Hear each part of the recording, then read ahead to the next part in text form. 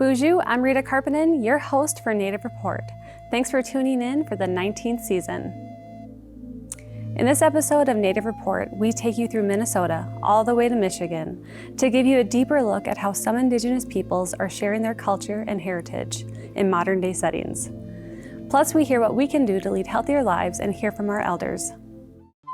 Production for Native Report is made possible by grants from the Blandin Foundation. The generous support from viewers like Jack and Sharon Kemp, and viewers like you.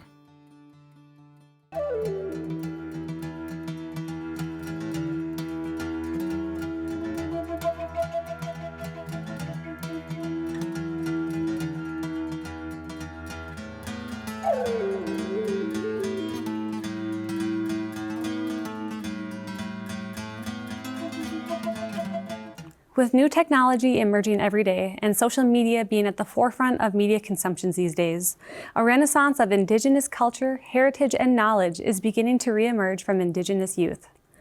The Native Report team had the chance to meet with a popular influencer known as Guiden in Ball Club, Minnesota, to learn how he is using his platform to spread awareness and share Anishinaabe knowledge.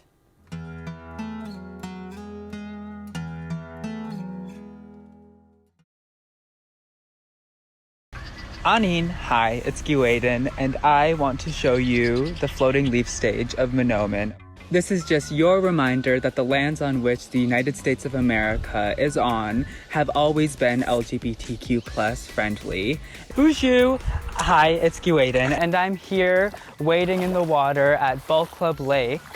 And I wanted to talk about the lake a little bit. I make TikTok videos and Instagram videos, cross-posted, so the same videos posted to both platforms.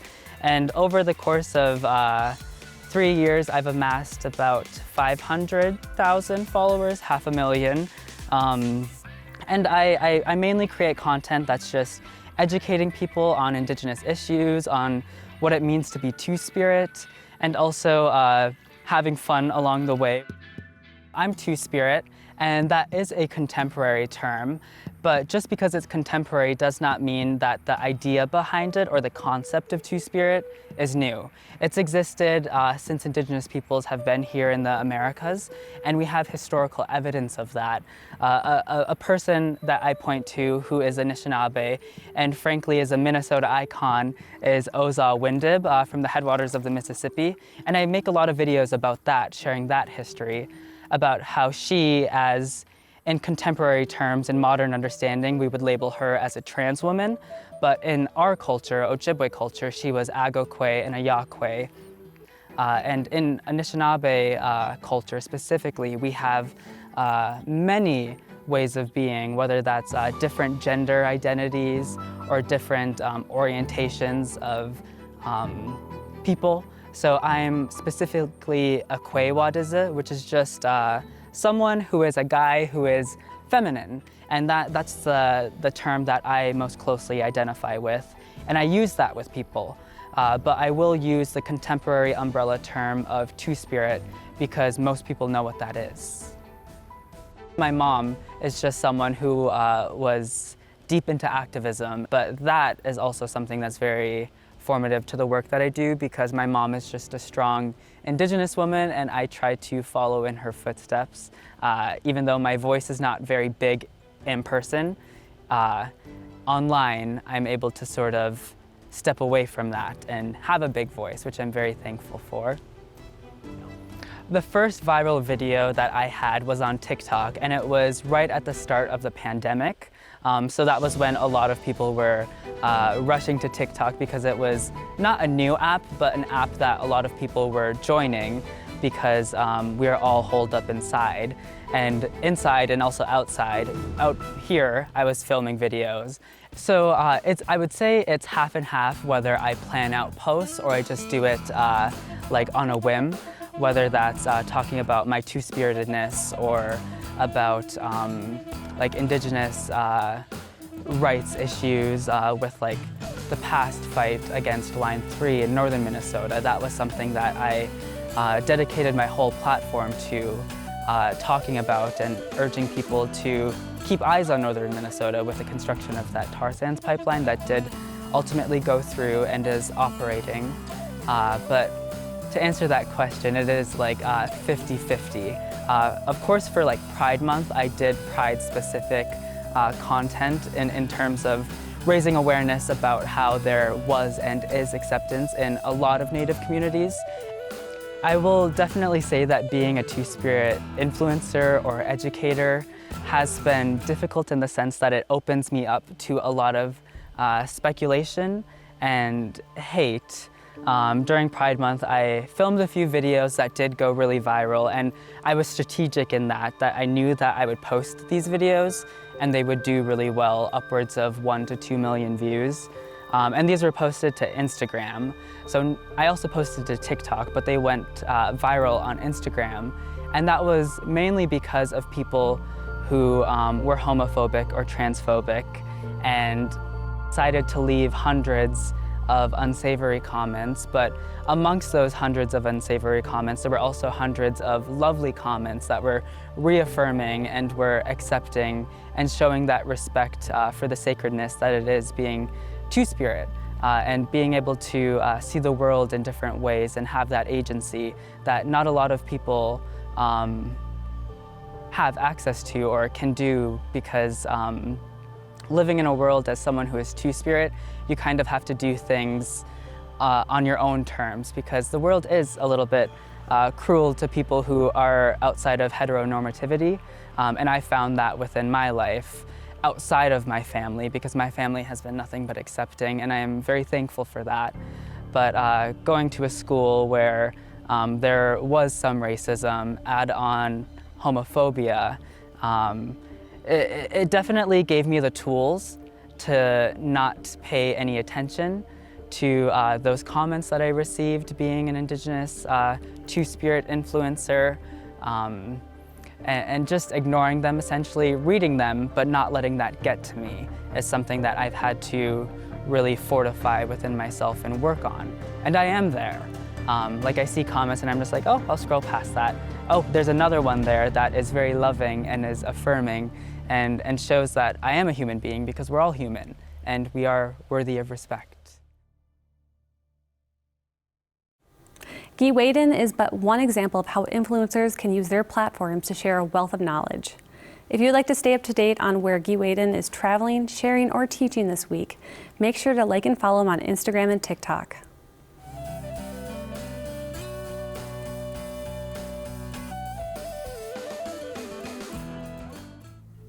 Becoming an elder is a long process, and not everyone makes it that far.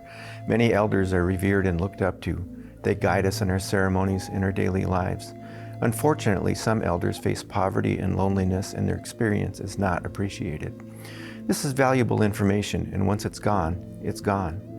We have a responsibility to our elders. They took care of us when we were babies and taught us when we were young. Aging and isolation and loss of ability to do things has caused them to suffer in silence. They've been through hard times and had to sacrifice to provide for their families and communities, for us. A global pandemic made this worse. Aki is the earth. Aki Wenzi is an old man, one who comes from the earth and one who returns to the earth. He carries the lessons of many years. His physical strength is waning, and he will look up to us for help, even as he helps us. He should be able to count on that help. Mindamuye is an old woman. In non-Native society, calling someone an old woman is an insult. In Ojibwe culture, this is a sign of respect. An elderly woman is beyond having children, and her physical strength is also waning. This is when her spiritual strength is the greatest. Mindamuye literally means the one who holds society together. Many elders have seen military service and have seen things the rest of us can't even imagine. They have seen most of what we are up against and will have insights on how to proceed. They have seen our ceremonies. Elders are often raising grandchildren. In the big scheme of things, we are here for a very short time. We have a responsibility to all of nature, and we have a responsibility to each other. We need to be aware of where we fit into society. We need to become the elders our children and grandchildren look up to. We can learn that from our elders. Spending time with them now will put their essence into us. That time spent will make others remember them long after they're gone, and they will put nothing but their best into us. Often they are beyond collecting material things, and time is the most valuable gift for them to give and to receive. They need to pass their teachings on. Accept and learn those teachings. Love your children. Love and support your families and your communities. Build on your strengths. And remember to call an elder. They've been waiting for your call. I'm Dr. Arnie Vainio, and this is Health Matters. Next, we travel to Houghton, Michigan, where the Woodland Sky Native American Dance Company, a group comprised of several indigenous tribes, partnered with the Michigan Grand Rapids Ballet for a very special production. The Native Report team will break down how two dance forms rooted deeply in tradition came together to share their work.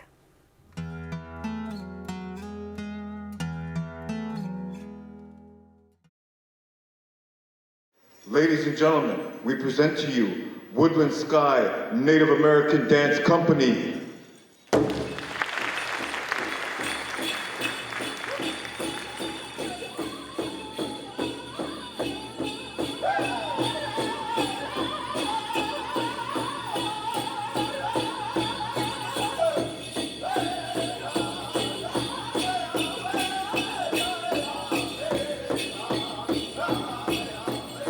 Our core group, there's I'd say 8 to 10 dancers.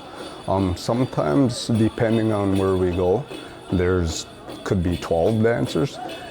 My name is Shane Mitchell. I'm a co-founder of Woodland Sky Native American Dance Company, and we are in Houghton, Michigan.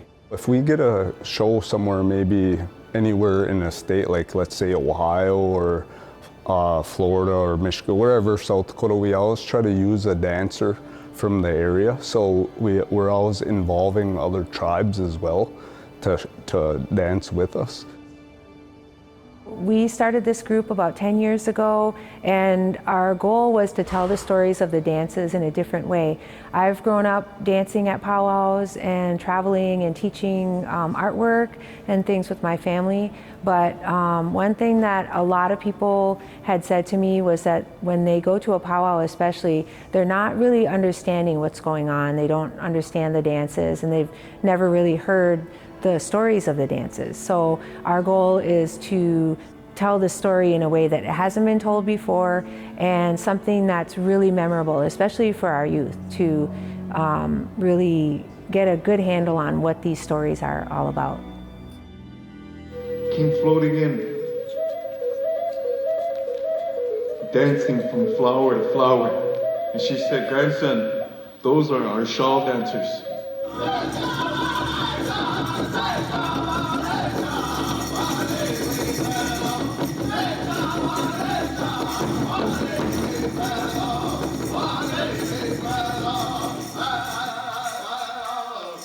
So we're very happy to be sharing the stage with Woodland Sky, and when we started discussing ways that we could collaborate, I was very happy that they were inviting us to be a part of their circle dance. And of course, dance is universal. Dance is a language that everybody can understand. And there are so many different forms of dance. Ballet is just one of them. And I love that we fit into a broader picture of what dance can be and how movement can speak to an individual out there. Everyone has preferences and likes and dislikes, and there's probably a form of dance for everybody. And I love that dance has such a long history and tradition in culture, a long history in ballet technique that has evolved over years and years. And so it's fun to see these two concurrent techniques and traditions of dance coming together and being represented on the same stage. The Rose Center is the Upper Peninsula's largest performing arts center, and to that end, we do feel like we have a responsibility to champion all sorts of performing arts experiences here. We see ourselves as a gathering place for the community, and we want our space to be and feel accessible to all kinds of artists as well. We're really excited about this weekend's performances of Dancer, featuring Woodland Sky Native American Dance Company and Grand Rapids Ballet, two internationally known Michigan-based dance companies. Looking at the work that this company has done is really phenomenal. They've been all over the country, all over the world performing, and so it just makes sense to be bringing them here onto our stage. We're really thankful for their willingness to collaborate in this unique performance program with Grand Rapids Ballet. The two companies tonight are both showcasing dance that's athletic, that's artistic, and that is rooted in tradition. And make no mistake, it is not a historic practice. These are art forms very much alive and thriving into the future, and I think that that's an important thing for audiences to remember as they're watching both companies on stage tonight.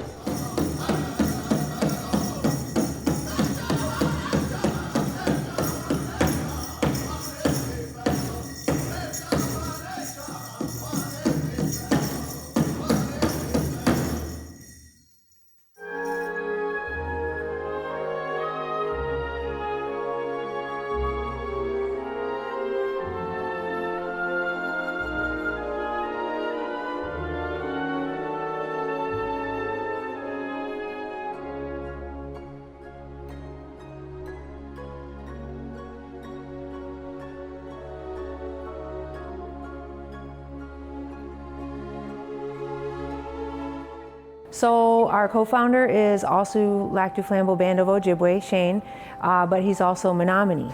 We also have our storyteller, Ronnie Preston, and he's Apache from the San Carlos Band. And then we have Michael Charette, who's our flute player, and he is from the Red Cliff Band of Ojibwe. A new addition to our group is Lisa Bernal. She is from the Sisseton Wahpeton Dakota. So that's another tribe represented here. But our main focus is on the woodland people. From Lac du Flambeau, Dr. Brian Jackson and his two sons, Grayson and Alton. Also to bring those two together, those two different worlds together in one place is very exciting. For years I had struggled with addiction and alcoholism, and I took a break from dancing, so then I come back to the circle and change my ways, and I was gifted some feathers to be able to dance that style, and in order to be able to keep dancing that style and carry them. So when I dance to heal, and it's all about healing and balance. So we each get to show a little bit of what we can do one by one, and then we do a nice circle, collaborative community, not a very hard dance, but something that shows the bonding between people and bonding through movement, which is really important. I do think connects us all.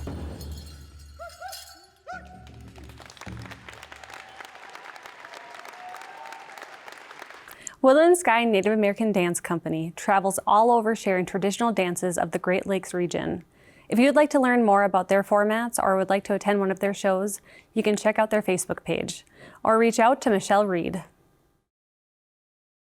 Follow us to the urban streets of South Minneapolis, where the Iktomi Tattoo Parlor is located. This shop is Indigenous owned and is dedicated to creating an eco-friendly, minimal waste work environment. The Native Report team had the chance to see how this work is being received by the community.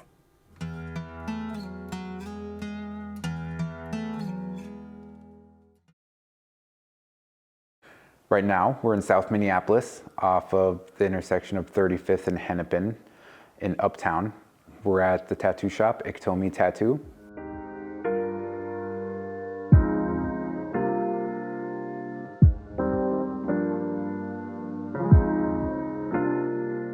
My dad was a Lakota language and Dakota history teacher at Four Winds High School.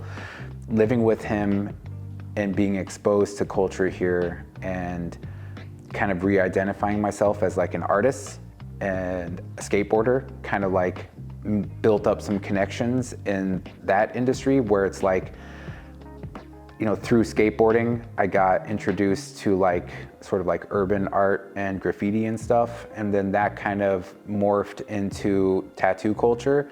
It was a very like passionate sort of emotional moment for me, because it was like the lightning strike where I'm like, oh my gosh, I am in love with this. The unfortunate truth about that is that I had never had that sort of attention before, and it definitely went to my head. And I definitely got exposed to like drug culture in the side of like Minneapolis that I hadn't been exposed to before. And it actually ended up being, you know, the biggest crack in myself at the time. Indigenous culture and tradition really wasn't a part of my life when I was using. And I would say the first 10, 13 years of me tattooing and being an artist, using and drugs and criminality was my culture, and I left little to no room for anything else besides a very vague family connection. I ended up sort of like surrendering my passion for creativity for some broken self-promises that I had given myself based off criminality, and chase an invisible dream, and ended up in prison. And when I was incarcerated this last time, I made a commitment to sobriety and a commitment to culture. As anyone that has made a similar commitment, it's kind of, you feel like that black sheep trying to like approach the flock, and I was always afraid of like, maybe not like cultural gatekeeping, but it was hard to approach, and what ended up being the hurdles was myself. And once I kind of like let that down and just showed up as transparent, real me, and just represented myself, I was accepted into culture, and it really wasn't as scary as I thought. I was working for one of my best friends at his shop in Maple Grove, and I was essentially provided with an opportunity from some of my other close friends in recovery, as I am also in recovery. And they are business owners and entrepreneurs, and they sort of gave me a chance to start my own business and essentially offered to sponsor me to become a business owner. My dad, who passed away right after I was released from incarceration, he had always identified with the spider spirit and spider, and it kind of told me a little bit about the Iktomi story and creation story. When it came time to naming it, that was like the first idea, and it was super cool to sort of represent that in the industry and in the community. It was also cool to bring some of like the Lakota vocabulary to the business world. So the tattoo shop opened in September. We have a pretty stellar team. There's another Indigenous person named Coleman. There's Donnie Chapman. I have another apprentice named Henry, Gary Galkey, Sarah Emma, Danny Prince. And that's the team so far. And we all vibe pretty good, and it's just very honored to work with those awesome people. I like to provide a good creative atmosphere for people to be stoked to come to work at. I'm not just trying to like toot the horn or anything, but it's been just exquisite feedback, both from like the neighbors, the Indigenous community. When we started, there wasn't another sort of Indigenous-based tattoo shop or Indigenous-owned, or even like a really pro-Indigenous culture tattoo shop in the area. I absolutely love creating all forms of tattoos. It's not like, a skateboard trick belongs to one particular person. You know what I mean? So it's like in tattooing, it's not like one style belongs to anybody. If you're the type of artist that just enjoys, having range, like myself, then I think like, it's cool to be able to step outside of comfortability and admit to yourself that I have some room to learn here. I do a lot of like recovery-based tattoos, so it's cool because it gives someone a platform to share their experience and sort of like have a connection with a tattoo artist more than just being like, I want this here, boom, product made, have a good day. We actually hold some recovery meetings here in the tattoo shop and in the art center. A lot of the artists here in this space are also in recovery and are involved in the program. What keeps me going is making sure that, I'm a part of that story that people can look at and be like, I used to do crime with him and now he's not. And maybe that has an effect on their choices and their imagination on where they could bring themselves. I think that being in recovery, if handled correctly and looked at right, is empowering. Living with a purpose, finding passion in everything. I've adopted sort of this like Zen philosophy on the importance of every moment, and there isn't a finite number of moments left. The more people that can just open their eyes and shake their neighbors' hands and share space with each other in a positive way and just challenge themselves by allowing people that they aren't, initially comfortable with into their lives can just really change the world. The Native Report team had so much fun learning more about Willard Male Bear and the Iktomi Tattoo Shop. Tattooing isn't all Male Bear is up to. He also recently created his Dream Space, which provides free and accessible art materials for his community. This is called Unified Theory Collective. If you'd like to learn more about Iktomi Tattoo or Male Bear, follow him on social media. If you missed a show or want to catch up online, find us at nativereport.org. And don't forget to follow us on Facebook, YouTube, and Instagram for behind-the-scene updates. Drop a comment on social media if you enjoyed the show. Thanks for spending your time with your friends and neighbors from across Indian country. I'm Rita Karppinen. We'll see you next time on Native Report.